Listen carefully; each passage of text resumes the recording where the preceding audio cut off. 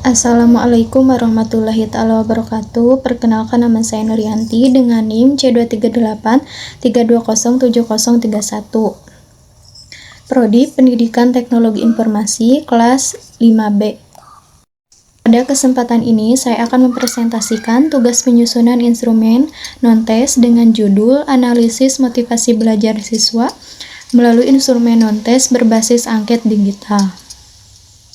Presentasi ini akan menjelaskan secara lengkap mengenai proses penyusunan instrumen non-tes, mulai dari penentuan topik, pemilihan instrumen, penyusunan butir angket, skala pengukuran, teknik penskoran, interpretasi hasil, hingga contoh penerapannya. Kemudian di sini ada latar belakang. Dalam proses pembelajaran, keberhasilan siswa tidak hanya ditentukan oleh hasil tes tertulis atau aspek kognitif saja, tetapi juga sangat dipengaruhi oleh aspek afektif, salah satunya adalah motivasi belajar. Motivasi belajar merupakan dorongan internal maupun eksternal yang membuat siswa mau dan bersemangat untuk belajar. Siswa dengan motivasi belajar tinggi cenderung aktif, tekun, dan bertanggung jawab terhadap tugas-tugasnya. Sebaliknya, siswa dengan motivasi belajar rendah sering menunjukkan sikap pasif dan kurang berpartisipasi dalam pembelajaran. Namun, motivasi belajar tidak dapat diukur menggunakan teks tertulis, oleh karena itu diperlukan instrumen non-tes sebagai alat evaluasi yang tepat untuk mengukur aspek afektif tersebut. Selanjutnya itu ada tujuan penyusunan instrumen. Tujuan penyusunan instrumen non-tes ini adalah: pertama, untuk mengukur tingkat motivasi belajar siswa secara sistematis dan objektif. Kedua, untuk mengetahui aspek-aspek motivasi belajar siswa yang masih perlu ditingkatkan. Ketiga, untuk membantu guru dalam mengevaluasi proses pembelajaran yang telah dilakukan. Dan yang keempat, sebagai bahan pertimbangan dalam merancang strategi pembelajaran yang lebih efektif dan menarik. Selain itu, ada penentuan topik evaluasi. Topik evaluasi pembelajaran yang saya pilih adalah motivasi belajar siswa. Topik ini dipilih karena motivasi belajar memiliki peran yang sangat penting dalam keberhasilan proses pembelajaran. Tanpa adanya motivasi, siswa akan sulit mencapai hasil belajar yang optimal meskipun memiliki kemampuan akademik yang baik. Selain itu, topik motivasi belajar juga sesuai dengan contoh topik yang tercantum dalam petunjuk tugas penyusunan instrumen non-tes. Selanjutnya itu ada pemilihan jenis instrumen non-tes.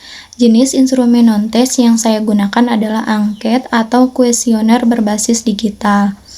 Instrumen angket dipilih karena mampu mengukur aspek afektif, khususnya motivasi belajar, melalui pernyataan-pernyataan yang dijawab langsung oleh siswa. Angket juga memungkinkan siswa untuk menyampaikan pendapat dan perasaannya secara jujur. Angket berbasis digital dipilih karena lebih praktis, efisien, dan sesuai dengan perkembangan teknologi dalam dunia pendidikan. Selain itu, data hasil angket digital lebih mudah dikumpulkan dan dianalisis. Selanjutnya ada indikator motivasi belajar.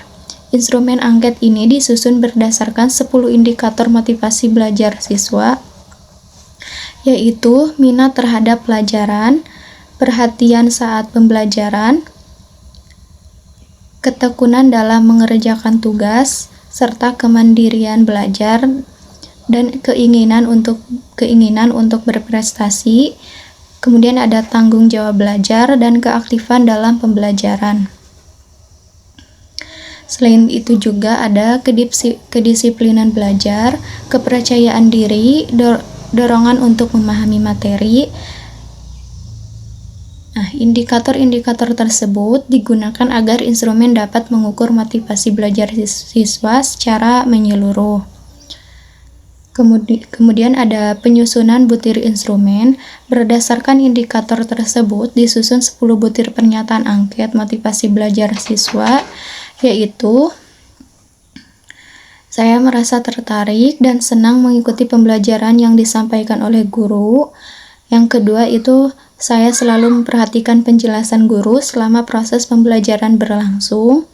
Dan yang ketiga, saya mengerjakan tugas sekolah dengan sungguh-sungguh dan tepat waktu. Selanjutnya itu saya belajar kembali materi pelajaran meskipun tidak ada tugas dari guru. Kemudian saya memiliki keinginan untuk memperoleh hasil belajar yang maksimal. Kemudian saya merasa bertanggung jawab terhadap kewajiban belajar saya sebagai siswa. Kemudian saya aktif bertanya atau menjawab pertanyaan saat pembelajaran berlangsung. Saya tidak mudah menyerah ketika menghadapi materi pelajaran yang sulit. Selanjutnya ada pertanyaan, saya percaya diri terhadap kemampuan belajar yang saya miliki. Dan saya berusaha memahami materi pelajaran, bukan hanya menghafalnya. Setiap pertanyaan disusun menggunakan bahasa yang jelas, sederhana, dan mudah dipahami oleh siswa. Selanjutnya itu ada skala pengukuran dan penskoran. Instrumen ini menggunakan skala Likert yang termasuk ke dalam skala ordinal. Pilihan jawaban yang digunakan terdiri dari sangat setuju dengan skor 4, setuju dengan skor 3, tidak setuju dengan skor 2, dan sangat tidak setuju skor 1. Skor minimum yang dapat diperoleh siswa adalah 10, sedangkan skor maksimum adalah 40. Selanjutnya itu ada interpretasi hasil. Hasil pengukuran motivasi belajar siswa diinterpretasikan ke dalam 4 kategori, yaitu skor 31 sampai 40 termasuk kategori sangat baik, skor 21 sampai 30 termasuk kategori baik, skor 11 sampai 20 termasuk kategori cukup, skor 10 termasuk kategori kurang. Interpretasi ini digunakan untuk mengetahui tingkat motivasi belajar siswa dan sebagai dasar pengambilan keputusan dalam pembelajaran. Selanjutnya ada contoh penerapan instrumen. Instrumen non-tes ini dapat digunakan oleh guru dalam berbagai situasi, seperti digunakan untuk mengevaluasi motivasi belajar siswa selama proses pembelajaran berlangsung. Kemudian digunakan sebagai evaluasi pada akhir suatu topik atau semester pembelajaran. Digunakan oleh guru atau wali kelas sebagai dasar pemberian bimbingan kepada siswa yang memiliki motivasi belajar rendah. Angket dibagikan dalam bentuk digital dan diisi langsung oleh siswa. Selanjutnya itu ada kesimpulan.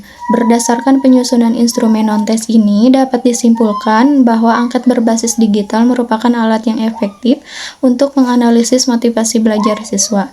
Instrumen ini membantu guru dalam memahami kondisi afektif siswa serta meningkatkan kualitas proses pembelajaran. Demikian presentasi mengenai penyusunan instrumen non-tes yang dapat saya sampaikan. Semoga instrumen yang telah disusun ini dapat memberikan manfaat dalam proses evaluasi pembelajaran. Terima kasih. Wassalamualaikum warahmatullahi wabarakatuh.